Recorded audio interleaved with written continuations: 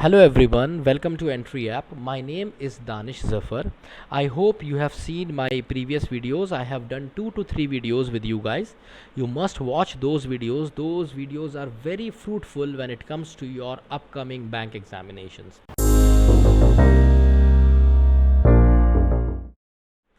Now today I am going to talk about one of the most sensitive and one of the most important topics when it comes to bank examinations.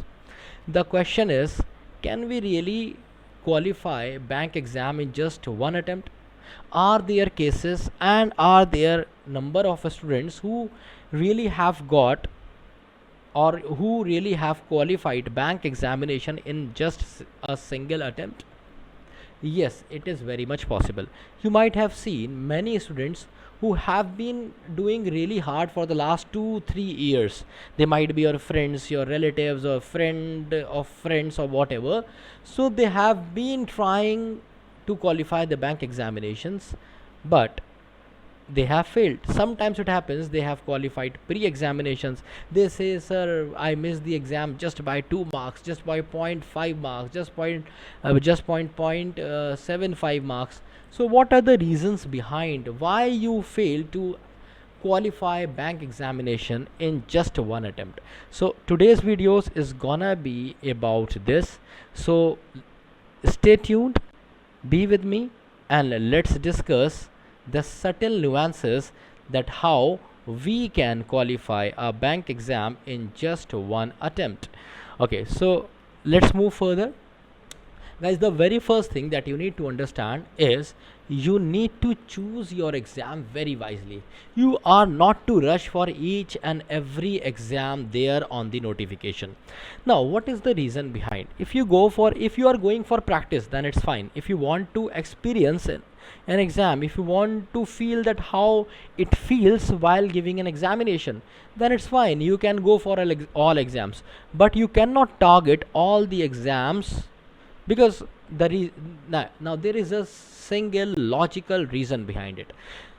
The reason is every exam has got a different strategy. If you are going for clerical exams, they have different strategies. If you are going for IBPS exams, they have got different strategies, and different mindset is required, different skills are required for different examinations. So this is the reason you should choose your exam very wisely. Now the question is, sir, how should I choose my examination, the examination which is perfect or which is easy to crack for me? Now let's understand.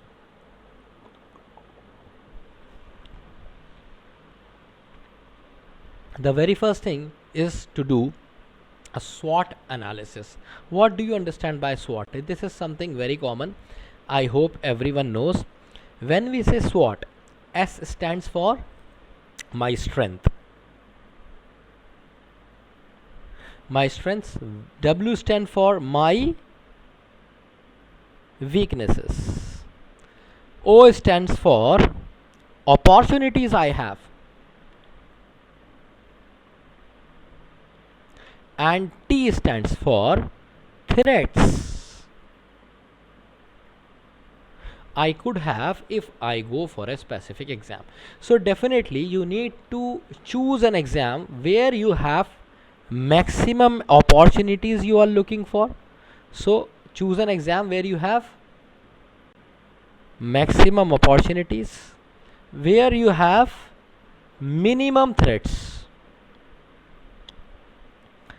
and where you can utilize the best of your skills. For example, if someone is good at English, I won't suggest him to go for IBPS RRB, because here English is not asked in the pre-examinations, so obviously you are going to miss some marks. But if you are good at English and you are going for IBPS PO examination, so definitely I have done a separate video on IBPS RRB and IBPS PO examination. Do watch that video. That is one of the best videos you can find on YouTube. Okay, and it's all for free. It's all for free, guys. So here what I am delivering the best of the content just for the sake of your career, and I am doing it for free. So guys, please do avail this opportunity.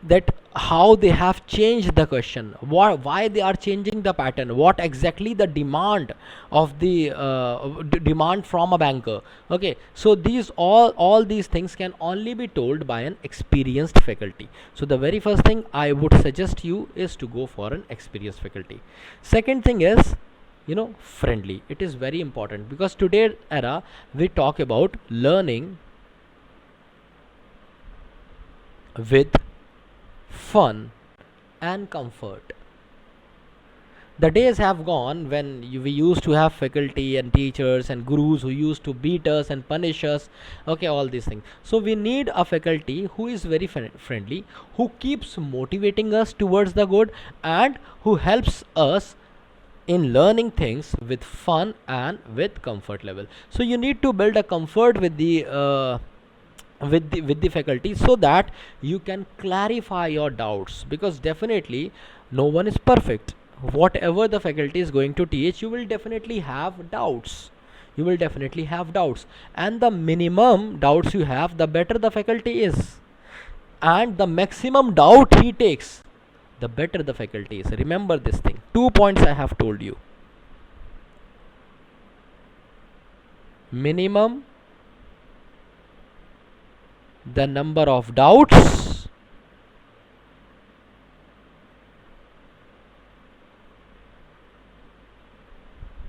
better the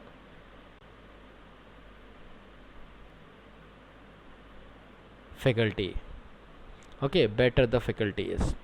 Now the second point is, remember this, these 2 points can really help you in understanding the characteristics of a good mentor. Then the more doubts he takes,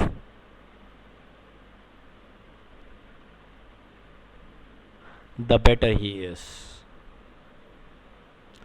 You have to remember these 2 points while choosing your mentor.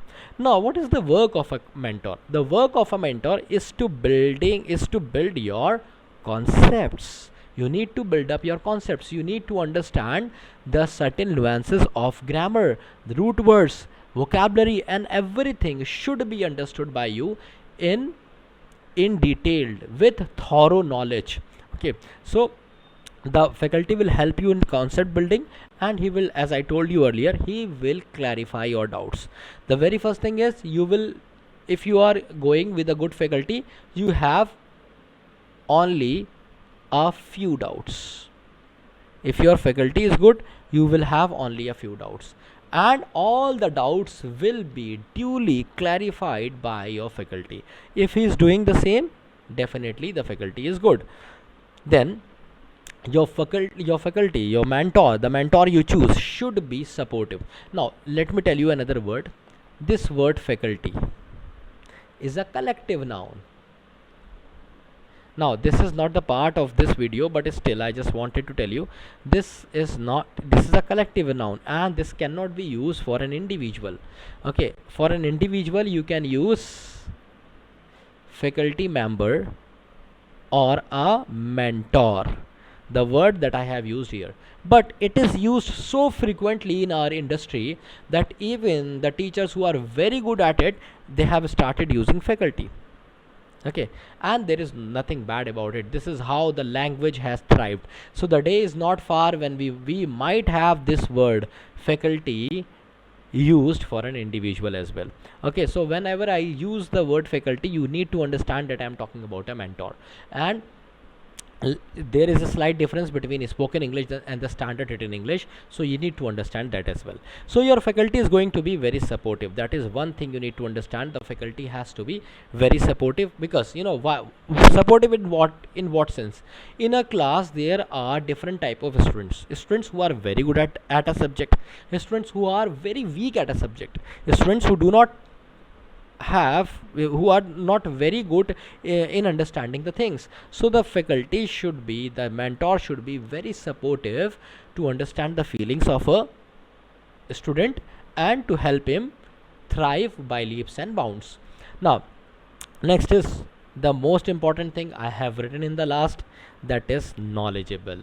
He must know the subtle nuances. He must have a good knowledge, a very good knowledge of the subject he is teaching. So these are the characteristics of a good mentor. So what you need a good what you need to see in a good mentor, these are the things you must see.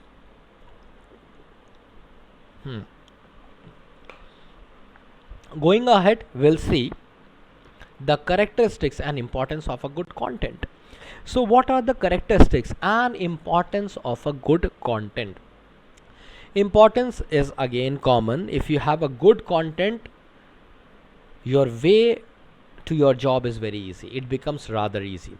Now, what are the importance of a good content? Remember, it should be based on the latest pattern. We all know the bank examinations keep changing their pattern, keep changing their levels, keep changing their types of questions. Every time they keep introducing new type of questions. If I talk about bank examinations, you might have seen this match the following questions. Match the following questions is something very new to bank examinations. If you go and see the bank examinations 2-3 years ago, you may not find any match the following questions, but now you could find it very frequently. Like this, there are many type of questions which are getting introduced in every upcoming examinations, and which were being introduced in the last examinations. Okay. So it is important to understand that your content should be based on the latest pattern. What is the latest pattern? The very first thing is to understand that. If you do not know the latest pattern, obviously how would you know that the questions are based on it or not? Second thing, the content must be relevant. Relevant means we have a syllabus of bank examination. The syllabus has already been discussed with you in the previous videos, and I urge you to watch those videos at anyhow. Now, so always relevant. Relevant means follow the syllabus. Your content should follow the syllabus. That is one thing. Now, and you must go for previous years as well. The reason for going for previous year, now I am saying go for the latest content, then I am also saying that go for the previous year papers. So isn't it contradictory? No, it is not at all contradictory. The reason is in a bank examination we have two type of questions. Every time bank also repeats the pattern. There are certain questions which are asked every year, like PQRS, okay, or I would say sentence arrangement. So if you are going for bank examination and if you are concerned about English, then you must go for previous year examinations as well as the latest pattern. So because your exam is going to be a blend of the two. Okay. Now the next thing that your content must have is depth and details, but it should be still concise. Depth and detail means you must tell each and everything to the student. Means a mentor, a teacher must tell each and everything in depth and details. Okay, that means whether it is about grammar, whether it is about vocabulary, or it is about the pattern of the questions. That means there should be no confusion in the content. There should be, your content should have the depth in terms of grammar, depth in terms of vocabulary, depth in terms of questions, depth in terms of practice, but it should still be concise. That means, now again you might feel it contradictory. Concise means the thing should be planned or written in such a way that it becomes very easy for a student to understand.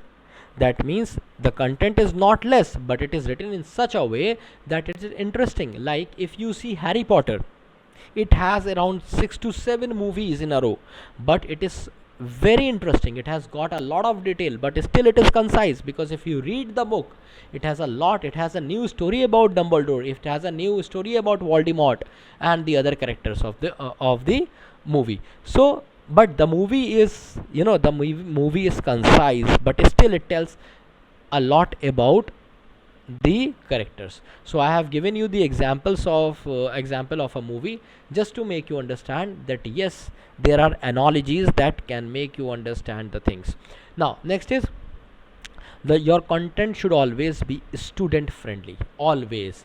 And the language of the, especially the language and the examples given in the content. You might see a lot of content from on internet or from different sources, but the problem is the language is not student friendly. The rule the book gives, a student is not able to understand that. Students feel uncomfortable with the language, students feel confused with the language, and the examples they give, they do not find those examples relevant. So you need to understand the students must pick a content which has got an easy student friendly language and a lot of examples, that too with easy language, if you are a beginner, especially if you are a beginner. Now next is easy to remember. Your content should always be easy to remember. There are things which a mentor should introduce. There are certain games or there are tricks and there are ways to make students remember the content. So the content should always be easy to remember for a student. I hope you have understood all these points. Let's move further and let's talk about what is next. The next is, you have to follow the strategy. Now the question is, sir, what is the strategy?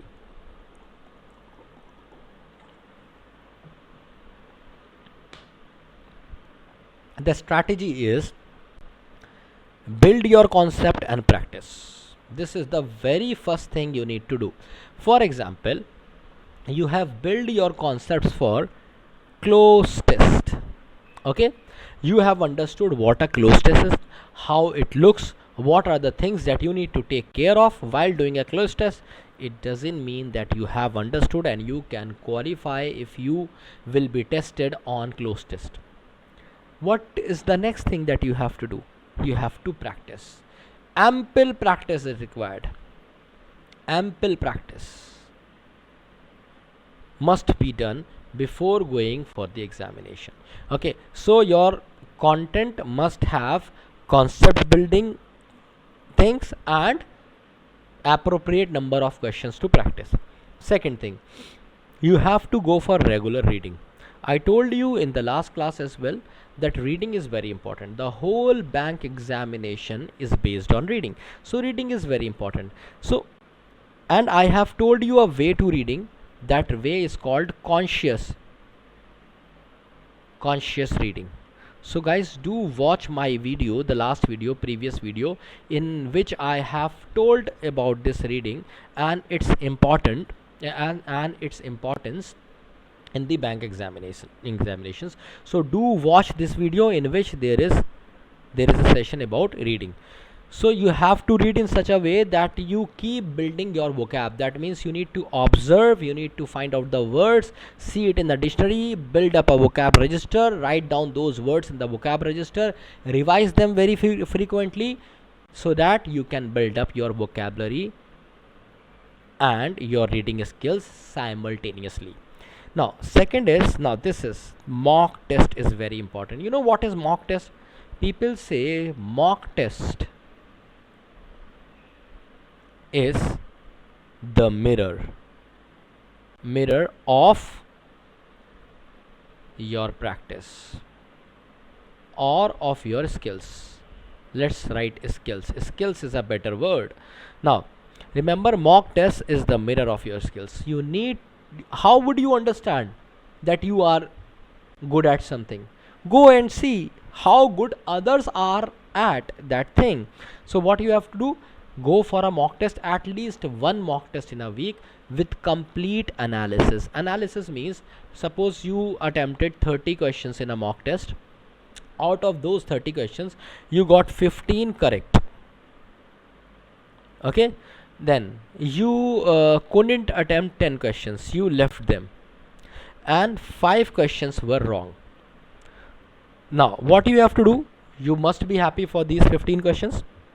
the 10 questions which you left while doing the mock, you need to see why did you leave the question, how were you thinking at that specific time when you were attempting the paper, and how you had to think to attempt this question. Okay, you might have the solution of the mock, so you can do the analyzation from there. Then the questions you have done wrong, how could you get them correct? What is the reason for getting those questions wrong? Grammar, vocabulary, or your reading skills. So these three things you need to work on while doing a mock analysis. So this is again a very, very important thing. Now let's move on to the next point. Next point says it is very important to take proper rest and no stress, at least for the examination. I have seen many students, they keep on studying for whole day and they feel stressed, and they reach a point where they are not able to score the marks in the type of questions they are very comfortable at. So you should not reach up to that level. You must take a proper diet, proper rest, and remember, no stress, not at all. No stress of the exam should be taken by you.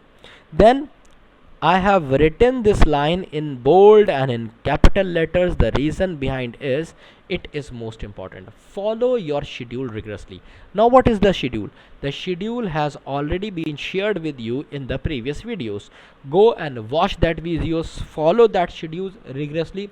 That schedule is gonna change your life forever, because it is going to give you a job, and I am saying it with full confidence because I have got n number of students selected as bank PO and as bank clerk officers, and on different posts on different post of bank examinations. So what you have to do, follow the given schedule rigorously. So these 5 points must be taken into consideration while making a strategy to follow. Now moving ahead, let's see what we have. I wish you all the very best for your future endeavors, and do watch the videos which I have done in the previous classes. And remember one thing, if I do a brief of all this whatever I have told you, so let me make a flow chart before I leave the class. It's very simple. First is choose your exam. Choose your exam wisely. Okay, by doing SWOT analysis and other things I told you. Second thing, choose your mentor who can make you prepare. Third thing, choose the content, and your mentor can also help you in this. You can have two types of content. One content that is you are practicing from internet, from from entry app videos, or from different places, then from different sources I mean. And then you can also ask your mentor to guide you for the best content. Now next thing that you can go for is,